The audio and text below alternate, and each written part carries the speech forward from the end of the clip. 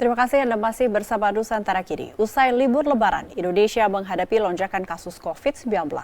Apa yang bisa dilakukan pemerintah di tengah cepatnya mutasi virus SARS-CoV-2 ini? Simak perbincangan JPM TV bersama Ketua Satgas COVID-19, Pengurus Besar Ikatan Dokter Indonesia, Profesor Zubairi Jurban. Berikut ini. Jumlah masyarakat yang terpapar COVID-19 terus meningkat.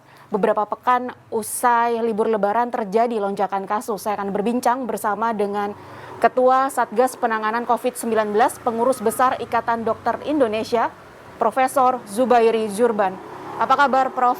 Baik. Sehat, Prof? Alhamdulillah sehat. Oke, sehat. Prof, dari yang Anda amati, kemudian yang juga IDI amati, apa yang sebenarnya melatar belakangi tahun ini lonjakan kasus usai Lebaran begitu tinggi?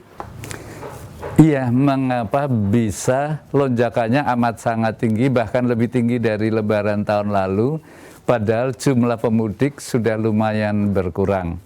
Jadi rupanya kita kali ini berhadapan dengan banyak faktor lain yang memudahkan terjadinya lonjakan yang luar biasa.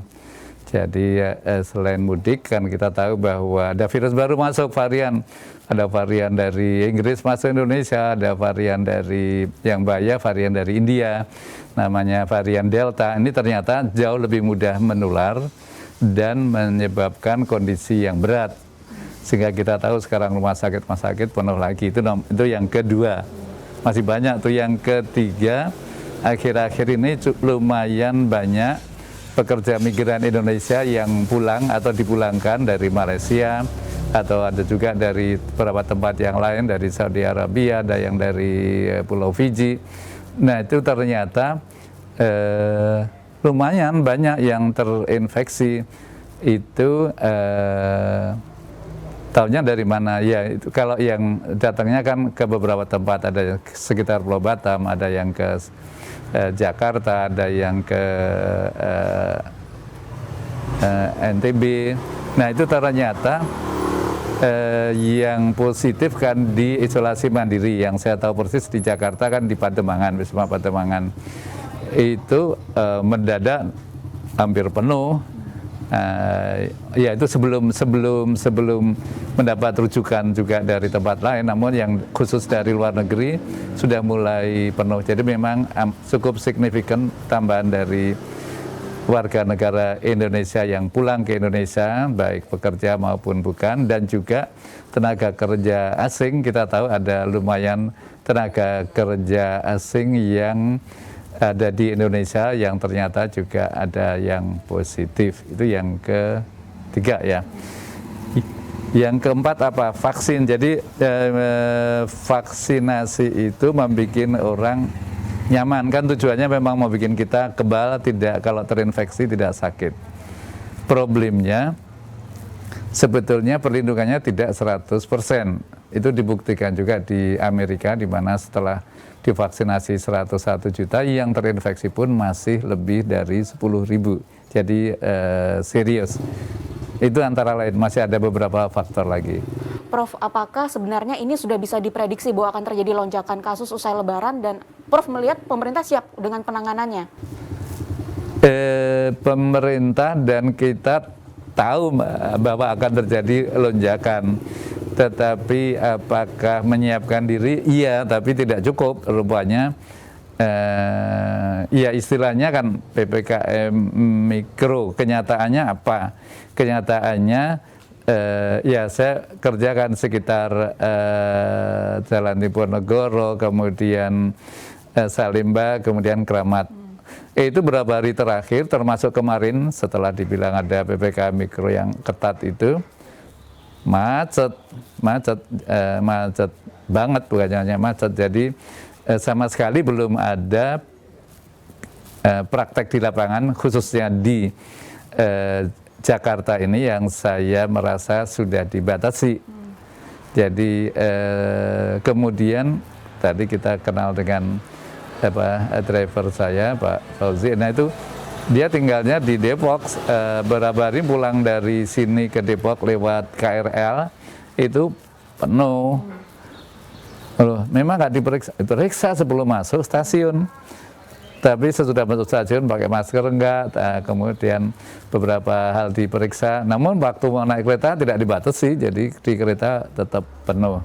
Jadi kita memang ingin menyiapkan diri, tetapi kenyataan di lapangan masih jauh. Jadi implementasi antara kebijakan dan implementasi masih perlu ditertibkan. Apalagi vaksin, jadi beberapa orang itu begitu merasa divaksinasi sudah 2 kali yakin, tadi kita bahas sudah over PD, nah ini yang keliru. Jadi atau euforia pasca vaksin. Apalagi ya ibadah, jadi kadang-kadang kita yakinkan kita mau beribadah, mau sholat, mau halal bihalal, mau di gereja, mau di pesantren. Jadi kan virus itu makhluk Tuhan, pasti nggak mau masuk ke tempat ibadah, itu salah. Virus masuk saja kemana saja dia mau, dan terbukti juga terjadi klaster-klaster penularan di tempat-tempat ibadah. Bahkan pada waktu orang melayat, tapi yang meninggal bukan yang COVID ya, meninggal karena sebab lain, yang melayat banyak, terjadilah klaster-klaster. Itu baru saya alami sekitar 1,5 bulan yang lalu. Banyak yang kasus yang terpaksa harus dirawat di rumah sakit setelah layat dan juga setelah yasinan kebiasaan kita. Ini perlukah kemudian, karena saat ini kan yang diterapkan adalah PPKM Mikro, perlukah lebih tegas misalnya lockdown atau PSBB yang lebih ketat gitu di area Pulau Jawa misalnya?